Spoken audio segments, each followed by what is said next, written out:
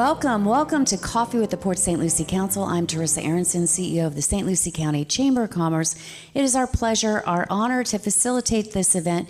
We do it every single month. It's free. It's open to the public. We do it right here at the Community Center on Arosa Boulevard. And typically we do it, I believe, what's today? The third Tuesday, second Tuesday? Somebody help me out. Third Tuesday. I knew you guys would know. That's usually the part I need help with, right? Third Tuesday at 9 a.m. We throw in coffee and Danish, courtesy of Steamworks, right there on US 1. And it's sponsored. And this month it's sponsored by Dave & Buster's, right there on Gatlin Boulevard behind Home Depot. Hopefully everybody in Port St. Lucie has made their way out to Dave & Buster's. I know I have a couple of times. I have from that location Emily. Emily has been part of the Chamber of Commerce for a very long time. Yes. And now you're part of the Dave & Buster's family. Yep. Yeah, so I used to be in hospitality for many years. So I've been part of the chamber, this community for a long time. And then when Dave & Buster's was moving into this area, they're like, "We love you. You should come work for us." So now I work for Dave & Buster's. Yes, which is a little different from hotels, which is, incredibly quiet is their mantra, and Dave & Buster's couldn't be any further from. Yeah, exactly. Yeah. Every time I go in there, it's instant chaos. Instant chaos. Yeah, you should have been over the summer when we had 500 kids a day coming in there with all the summer camps, all the different programs we do. It was if nuts. you are prone to seizures, do not enter Dave & Buster's. Yeah, don't come on a weekend either. Yeah. Just a note. So Dave & Buster's is a national chain, right? So they have, maybe even international, if I'm not mistaken. It is international too. So we have locations in Puerto Rico, Australia. They're moving over to, I know, Europe and a couple other places in like Asia and stuff like that. So they're trying to open worldwide, but they're mostly U.S. based. They came from Coppell, Texas in '89 is when they started. It was two guys. One had an arcade, one had a restaurant. They're right next to each other. And they were like, you know what? We see a lot of people coming back and forth. Let's just open something together. And that's how Dave & Buster's got started. Convenient. Yeah. Convenient. Throw in alcohol in the middle and you've got yourself a concept, right? Yes. Yeah. And a lot of people know Dave & Buster's from what it was before, where it was billiard tables, pools, stuff like that. Yeah. I know they had darts at one time, but it's gone. It's evolved a lot over the years. Yes. We still have some of that stuff, but it's mostly the arcade games now because that's where the technology is for that, and VR and stuff like that. I really think that, they nailed it when they added whack-a-mole. Yes, and skee ball, because we didn't have skee ball, and everybody complained that we did not have skee ball, and now we do. Skee ball and whack-a-mole, now I know I'm at Dave & Buster's. Yeah. So everybody, explain to the, three people that have been living under a rock what Dave & Buster's really is all about. So what I tell people, it's like Miller's with an arcade. A lot of people think Dave & Buster's is like Chuck E. Cheese, which it's not. It's not intended for kids. It's mostly for the ages between 16 to 30, I'd say. But because of where we are in this community, it's mostly kid-driven because there's not a whole lot of things for kids to do indoors. So we do cater to mostly schools, camps. I work a lot with the Boys and Girls Club because they just don't have an outlet for kids. But it's mainly food, alcohol, and then all the arcade games that you can think of. Yep, and you win the tickets and you get the prizes. You go into the shop, you pick out your stuff, all that kind of great stuff. Yeah. Good. And I think we're lucky, typically Dave & Buster's had been in larger cities, Orlando and all those guys. So we're quite lucky to get a Dave & Buster's here. Yeah, and they were planning this location for 5 years. It was before COVID they were planning this because they saw that this community was going to have an uptick in families coming in because mostly it's been retirement. But they knew and they could see that this was going to grow, kind of how West Palm did. And it's surprising that West Palm, they don't have a Dave & Buster's location. They do not. So they picked us because they were like, this is where the community, this is where the families are going to be, and this is the community that we really want to get heavily involved in. And that's what Dave & Buster's is about community engagement, hence why I have a job. Exactly. Yeah, and we do a lot of events. We just did our adult spelling bee out there. We've been doing that out there for a couple years now. It's a lot of fun, and you guys have summer camps out. So we appreciate the community involvement. That's what it's like in St. Lucie County.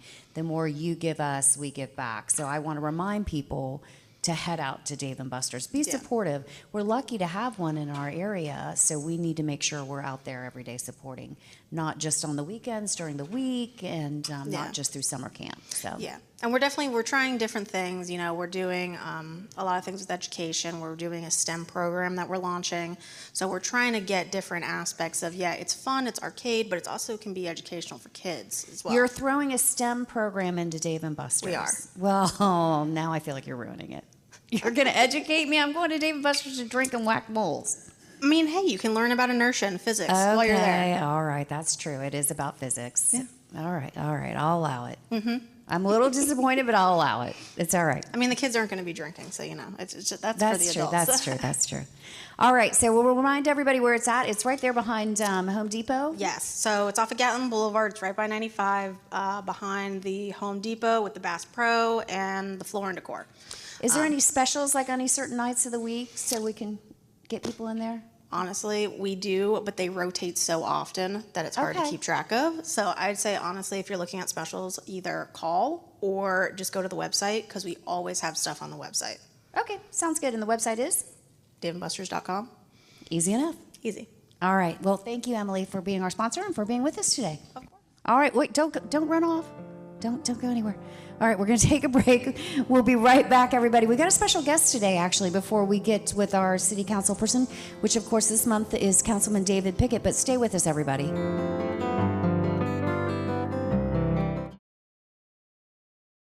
Welcome back to Coffee at the Port St. Lucie Council. I am still Teresa Aronson, but now I am joined by the Mr. Chad Krause. He is from the St. Lucie County Fire District. I do not know what his rank is, and I go through this on all my shows and at all my breakfasts because we honor the St. Lucie County Sheriff's Deputy, the City of Fort Pierce officer, and Port St. Lucie officer. I never get ranks right, but I'm going to guess that you're some sort of chief, right? That's correct. But there's like 5 different kinds of chiefs. All types. Yes, All battalion chiefs, assistant chiefs, deputy chiefs. Division chiefs. You're a division Yes. chief. Yep. Very good. I would have not gotten that in a million years. But welcome to the show, Division Thank Chief Chad Krause, which I usually don't even call you Chad if Yep. We've truth gone with is- the name Chet, I like Chet and for I you. respond to it. So. Yes, you've gotten used to it. Not because I don't know his name, but I like the name Chet for you. It feels good to me. But yes, Chad Krause. Welcome to the show. And you're a special guest because we have something to share with the general public that we think it's important. And so we do that from time to time. This is an informative show. I do this for the county. I do this also for the city. But we like to make sure that we're telling the general public the things that they need to know. And the fire district has a new program, and it's called... So the platform is First Due Technologies, but within that, we have a product now called Community Connect. And it's really a great addition to the technology we deploy every day and able to let our first responders go to these scenes. If you think about how we're forced into decisions, it's not the best framework, right? Limited time, high amount of stress, and we don't always get all the information we need. That's probably the worst way you'd want to make a decision. Right. But we still get the opportunity to get some information, but spread out across a lot of different platforms. And now with Community Connect, our traditional programs, like the Yellow Dot program, where people would put their medication on their refrigerator, now becomes digital, and we get to see it before we even get there. If you have special needs, you can put that in there, and now we know and maybe change the resources we're going on the way. If you have your pets, everybody wants to take care of their pets. We used to have little stickers by the door. Yes. Now we can see those. You can even put a picture of them in, tell us where you crate them at night. So there's a lot of information when you go to our website, which is www.slcfd.com.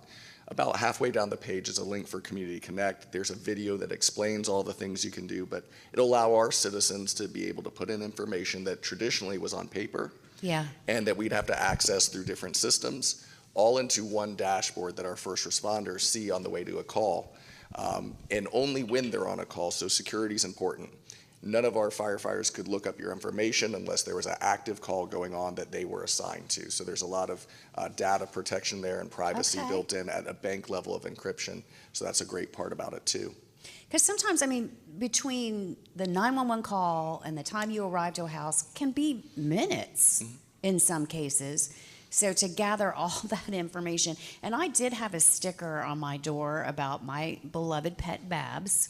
And the sun and the heat in Florida took that right off right quickly, right? And so you don't know where she's at and what she looks like and all that kind of good stuff. So now and how do you know to look for it? Is it just you as a firefighter, you actively are looking for it, or does it notify you that I've engaged in Community Connect, or how does that work? So the First Due platform has a series of modules, and we respond in a module called Responder. Okay. And so when we get the call, we're able to see what units are assigned to it, the directions to the call. And if you've set up a Community Connect account, you'll see tiles as a first responder that has information, your demographics, who you are.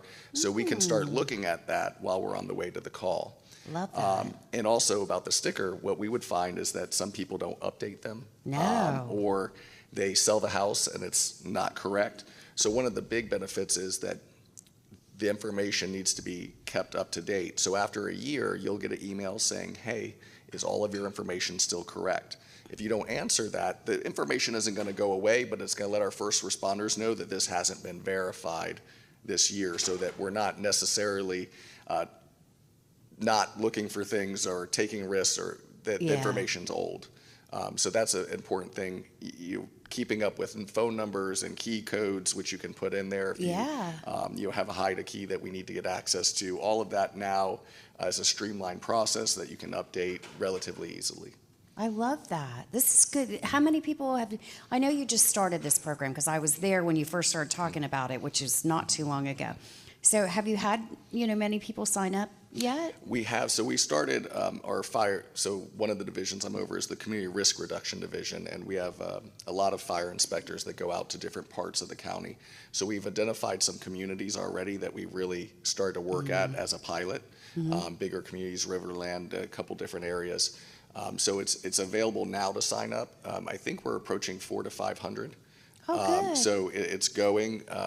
Most of the departments that are utilizing this said that it takes about a year or two. For sure. There is a business portal as well. So we have our resident and we have our business portal. So if you sign up as a business, that'll be going through your annual inspection process. So we'll know that we'll get all of those people on board as we go out to inspect and make sure everything is safe. But the residents is really where we need your help, and the community as a whole, to remind people that this is available. And we'll be doing this events consistently throughout the year and ongoing to get people signed up. Well, I mean, Gus might know, but this show, oddly enough, is watched by thousands. You would be surprised how many people watch this show because it rotates everywhere for a month because it's a monthly show. And then Del Webb, Mark and Wayne, this might be a great thing to have your people do out. And Del Webb is one of our larger communities in Tradition, and they're always here. I love our Del Webb guys. They're always here to support. We probably should get you out there too, because this is amazing, because I think it's important for people to know about this. It's important information, especially when it comes to medicine, and maybe you have some infirmed or some disabled people in your home that people need to know about. So really good information. And one of the things that it wasn't primarily set up for, but is advantage for us, is post-hurricane.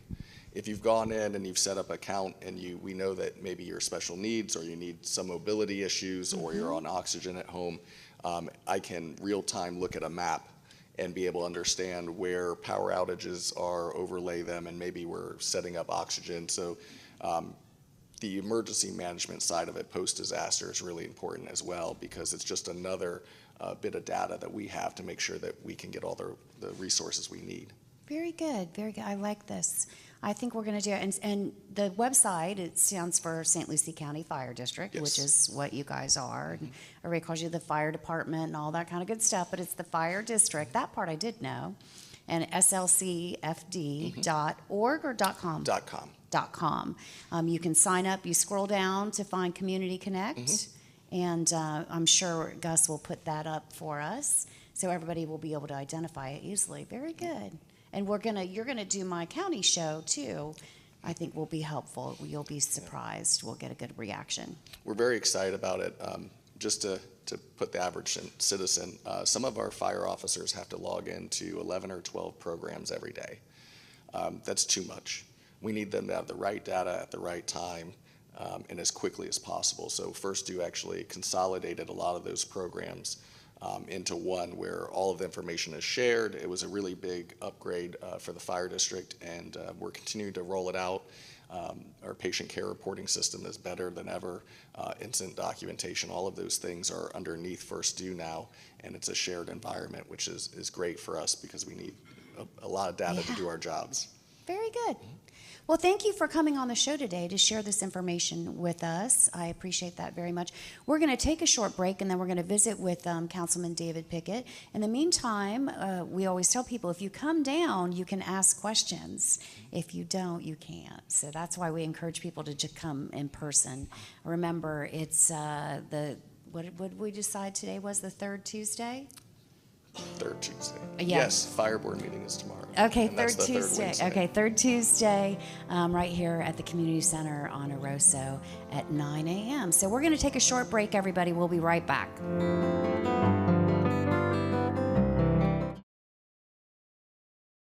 Welcome back to Coffee with the Port St. Lucie Council. I'm Teresa Aronson, and I am now here with Councilman David Pickett from the Port St. Lucie Council, of course. Good morning. Good morning. We're here in Port St. Lucie on the third Tuesday. It's the third segment. I finally figured out what third Tuesday is. That's today. And this is where when we do the show, it's at the Oroso Community Center. We'd like you to join us 9 o'clock. It's free, open to the public. We throw in coffee and Danish, courtesy of Steamworks Coffee, right there on US 1. They also have that great place, and they're good partners for us, and we appreciate them very, very much. We are going to start talking about what's going on in the city of Port St. Lucie. We have all these people in the audience. They came down here to hear what's going on, and we took a long break in between and digressed. So let's fill them in. Well, good morning, everyone. Good morning, Teresa. Thank you for that. Teresa.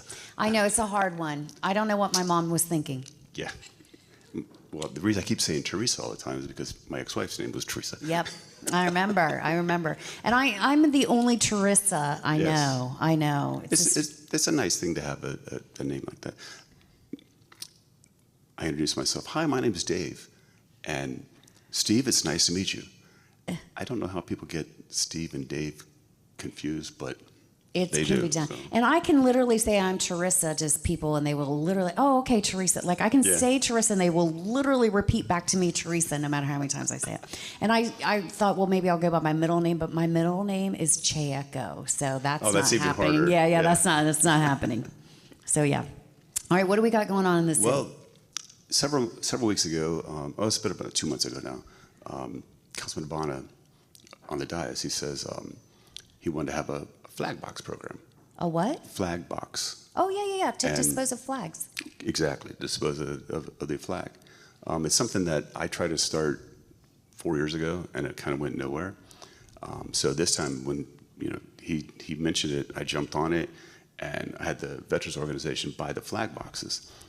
We now currently have 5 flag boxes in and around Port St. Lucie, so people can come and dispose of the flags properly. Our communications people go and picks the flags up out of the box. Then they take them, bring them to their office. I pick them up and I take them over to the DAV, and then they dispose of them properly. Yep. So it was something that I felt very strongly about, and the city was nice enough to do the wrapping of the boxes. And if you've never seen them, there's one at City Hall, right across the street. There's one at Veterans Memorial Park. One at Mid-Florida Event Center, and IRSC has one. So they're there for if you flags wears out. Because I know I've been over to Del Webb and picked up. Wayne used to call me over there, and I'd get them from him, and I'd take them over. So this is a nice collection point for the city. So Yep. and so David, far we've had almost 500 flags collected. And everybody knows David is a veteran, and so this is the veterans' issues are always very near and dear to you. So yeah, good.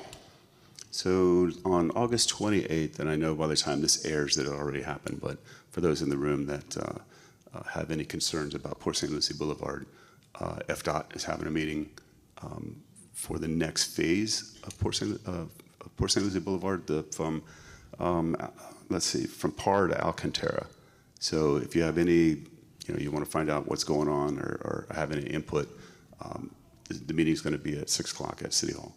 Okay, so that's on the website, but yeah, by the time this airs, it'll Right. be too late. Yeah, it's something I felt that since we had the issues with the road before, No. and everybody blamed the city, it's something I want to put out there that, hey, this is FDOT, and go talk to them.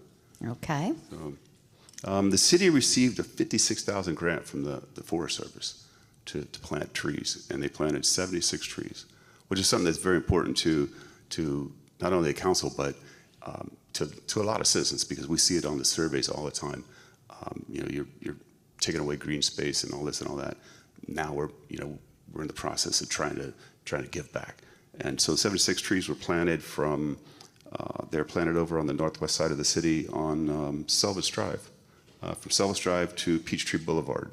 So that's something that I'm very proud of, because yeah, trying to put trees back is something that's good for our environment. yes. I love to see trees. Yes. There's a lot of benefit to They that. also got a $50,000 grant for getting rid of invasive species like pepper trees. I was just going to say, Brazilian peppers. Brazilian peppers. That is it's throwing sand into the wind for Right. Brazilian peppers, but hey, good luck to you. Well, we have a little bit more money to combat them now. So Yeah. And that's something that we have one resident that every year she comes to our workshops, and she's very adamant about invasive species and plants that don't require a lot of water. Yeah. And that's the kind of plants that we need to put in along the roadside. So she's very vocal on it, and so She should be. I mean, it is a problem. Brazilian peppers are choking out everything. exactly. You know what else is? Have you those big lizards? Oh, you guys all know what I'm talking about. Those big orange-headed lizards. Have you noticed that our small native lizards are getting? I think I could be wrong. I have seen a hybrid of those in my backyard now. The dragon. Like, I've seen one that is not a dragon and not one of ours, but it is some sort of cross between, and it freaked me out the other day. I think they're breeding, and they are a strange new breed of lizard. What do they look like? It looks like a small kimono dragon, Oh yeah. and they live on my porch now. Oh really? Yeah, You have plants out there? I do, a few plants. But it used to, have the orange-headed one and then the small ones that live here. This is like a cross between the two. Well, I know years ago when I first got here, you would see the small brown lizards. Yeah. And then the multicolored one has, Taking them out. yeah, it's kind of, I used to see them down in Palm Beach, and the big 3 or 4 Those are foot, not native. Yeah. Those came came up Ship from or something. South America, Yeah. yeah. So those aren't native, but I think they're breeding with our smaller lizards, and they're creating a new hybrid lizard. So, boy, we are doing some damage. Ugh. I know. Well, Port St. Lucie, in case you didn't know, was awarded the distinction as being one of the All-American cities. I know, Wayne. And Wayne was part of that. That's something that we're very proud of, because the city worked very hard to get that. Yeah. And that distinction alone brings publicity to the city. It helps businesses to come here. It comes in for grants and stuff like that. It puts us in a different tier. So that's something that the city worked very hard on. And when they got it, we were very, very happy. And if you haven't seen the video that they did, there's a video of their performance, and it's really cool. Because they did a skit. I forgot. They had a skit. Yeah. I haven't seen that. I need to see that. Really, Is it on the city website? It's on the city website, right, Gus? Yeah. Okay, we need to see that. We should show that on the show, because I haven't seen it. Let's take a pause. Gus, insert the video. We don't have to pause. Gus just pauses us. He just says, stop. But that's that was something that they went to I think it was Denver, yeah, and they went last year and didn't make the cut, so they come back this year, refined it, went back and they got the distinction. And to watch their skit, it was just, once it started, immediately when it started, you're like, drew you right in. I'm a little jealous because I wasn't even asked to go, and Me either. I know. If I'm being honest, Wayne, I'm a little jealous.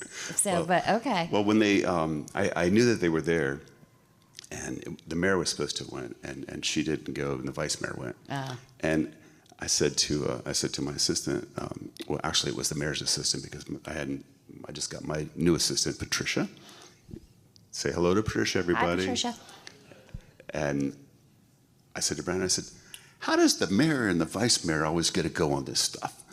I know. I'm a little jealous. I wasn't asked to be a part of the skit. Didn't get asked to go. But okay, whatever. But they looked like they had a good time, and Good. and from the minute that that they started their presentation, I don't know who did the public speaking portion of it, but it was like one of those when they have the wrestling and the commentators were like over the top.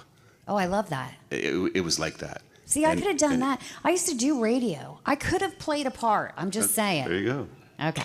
We'll keep you in mind next year. Okay, thank you. That's all I needed. And last couple things I have coming up in October. It wouldn't be my time up here if I didn't talk about something happening in the city as far as a festival or something like that. Oktoberfest, it'll be October 4th at the Mid-Florida Event Center from 3 to 9. And it's going to be a little different this year because normally we had the German American Club. They took care of Oktoberfest. Well, this year our special events section is taking care of it. So there's going to be some different aspects of the festival. They've got how German is this? A Volkswagen Club coming, and they're going to have the cars and stuff and have the Volkswagens up there, and of course everybody's favorite, the Wiener Dog Race. So, you ever never seen that? I have not seen it, Oh, but it's I'm so picturing cool. it. It is so cool. I'm And there's, sure it's adorable. 20, 25 wiener dogs out there, and they just take off. Yes. I mean, what's cuter than wiener dogs, right? Yeah. And of course, they're going to have the food and the carnival, and then the fan favorite German beer. Okay. And then at the end of October will be the Fall Fun Fest, and again that'll be at the Mid-Florida Event Center, and that's October 31st through November 2nd, and there's carnival rides, food trucks, trick-or-treating for the kids on Halloween, and the Haunted Trail is going to be hosted by the Boy Scouts Troop 422. Very good. So, come on out and support the Boy Scouts and have a good time. I love that. Yes. The civic, or I almost called it the Civic Center. The Mid-Florida Event Center has always got some great stuff for the general public to take part in. They really do, and that place over there stays booked. At a couple of the festivals I do, you have to book. For example, like doing Vet Fest. Once we did Vet Fest last year, I put on the books for next year. It's already booked. You have to book a year out to get a date. And through the week, it's a little easier. But the weekends, there's only certain weekends that aren't programmed. And when you go to ask for, hey, I want to do this, sorry, it's booked. And they'll tell you, these are the dates we have open. And there are not very many of those dates. We do our Business and Industry Awards there. As you know, it's our biggest event of the Right. year. So we always know a year ahead of time when we're going to do it. We could tell you when we're going to do it 10 years from now, though, honestly, because it's the same time Well, every year. there's certain places that like you. There's 3 or 4 different places that have pre-programmed.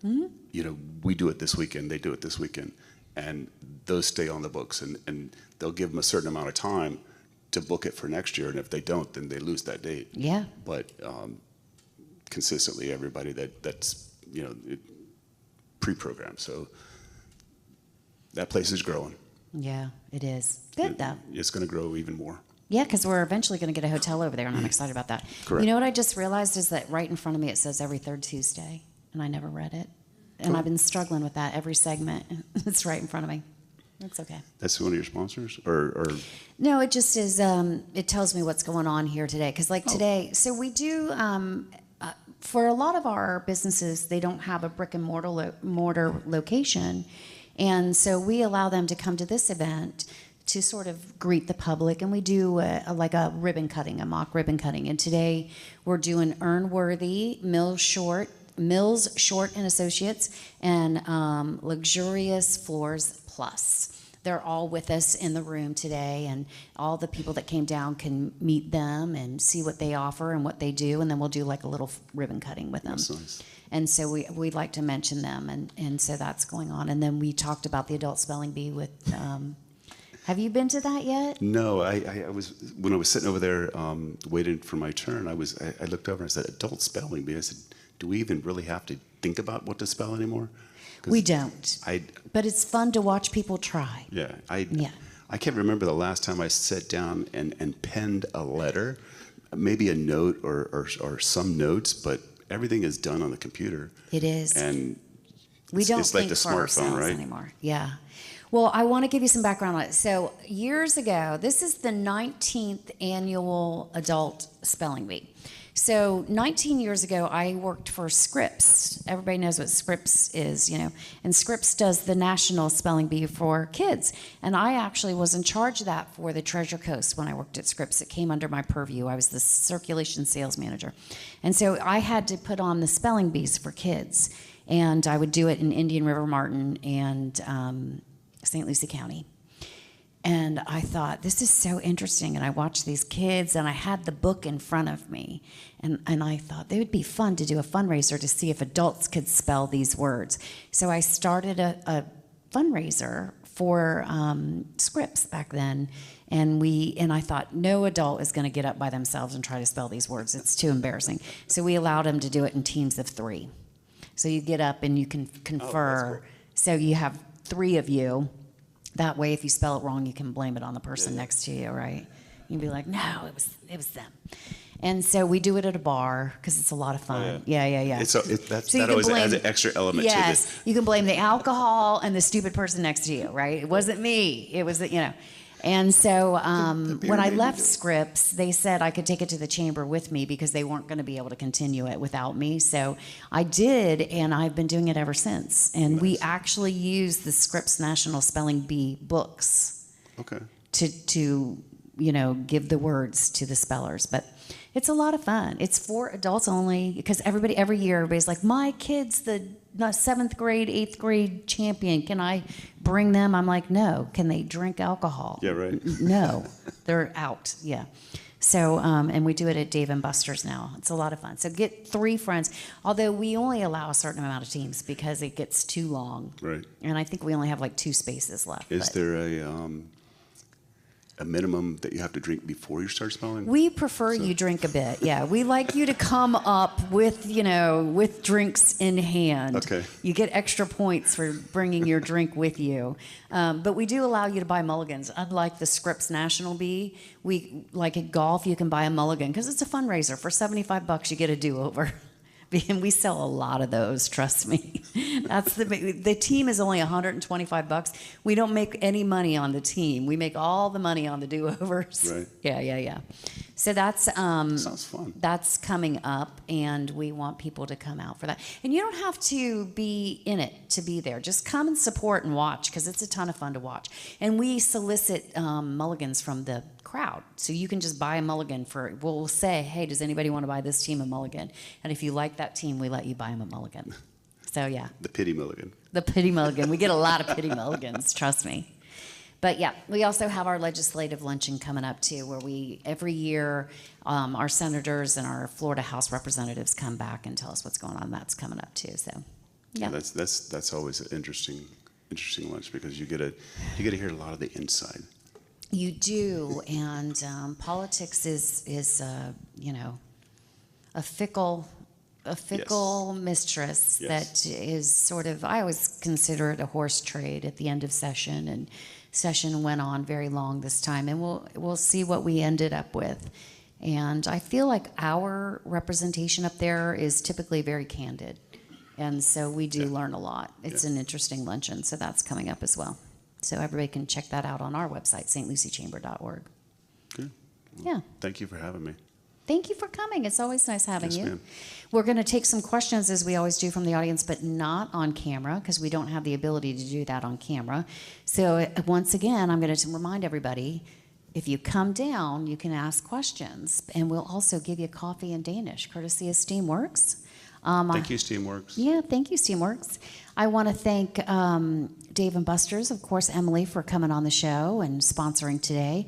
And don't forget, please stay, everybody in the audience, because we're going to do a quick ribbon cutting, and we're going to have everybody come up from Earnworthy, Mills Short and Associates, and Luxurious Floors Plus are going to hop up here. We're going to do a ribbon cutting real quick and take some questions. And, of course, thank you to Councilman Pickett for being with us today. Thank you.